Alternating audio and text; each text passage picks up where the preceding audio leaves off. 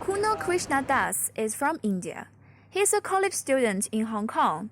During his 3 years there, he has experienced racial discrimination, for example, in shops, restaurants, and at markets. I remember when I came to Hong Kong for the first time, probably about like 3 years earlier, should be in 2017. So I went to a local restaurant with my friends. My friends, as in at that time, I had friends who were Chinese and Western friends as well. So we went together to a restaurant, and then I could see the difference in attitude of the waiter towards me and my Western friends. So like for me, he just came and he dropped the menu, and then he took the order so quickly, and he didn't even ask me like what kind of drinks I wanted. He was in such a hurry and a kind of a little bit rude.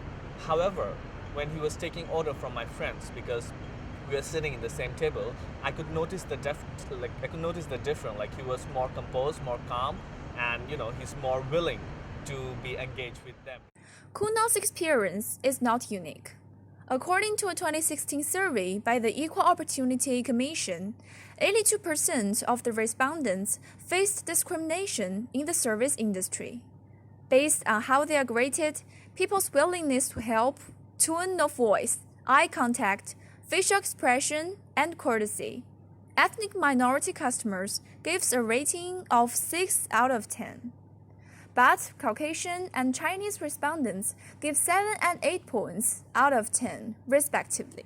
So it's not just about the way people tell me or something, it's not about what they say, but sometimes it's also about the gesture or the way they look at you that kind of makes you a little bit uncomfortable. I know there might be some like language barriers, talking stuff, there might be some barriers and gaps, but however, sometimes those gestures actually makes us feel a little bit uncomfortable.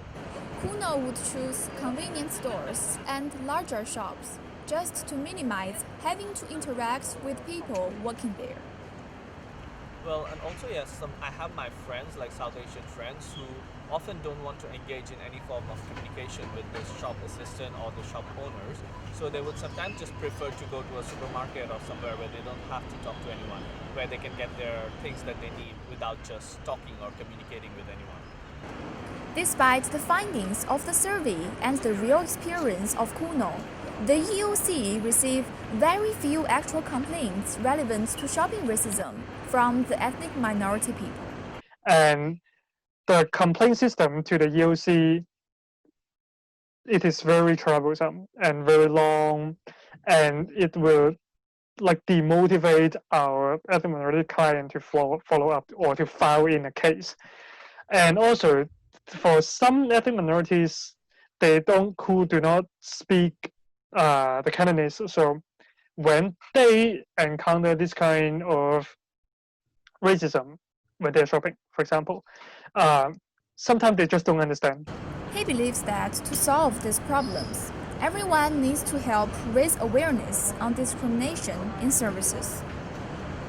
Strengthening the cultural sensitivity of frontline service provider is a must, including those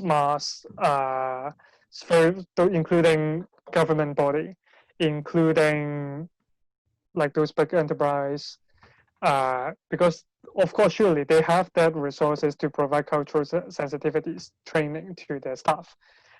Hong Kong Unison wants the EOC to simplify its complaints procedure for those who face unfair treatment to complain.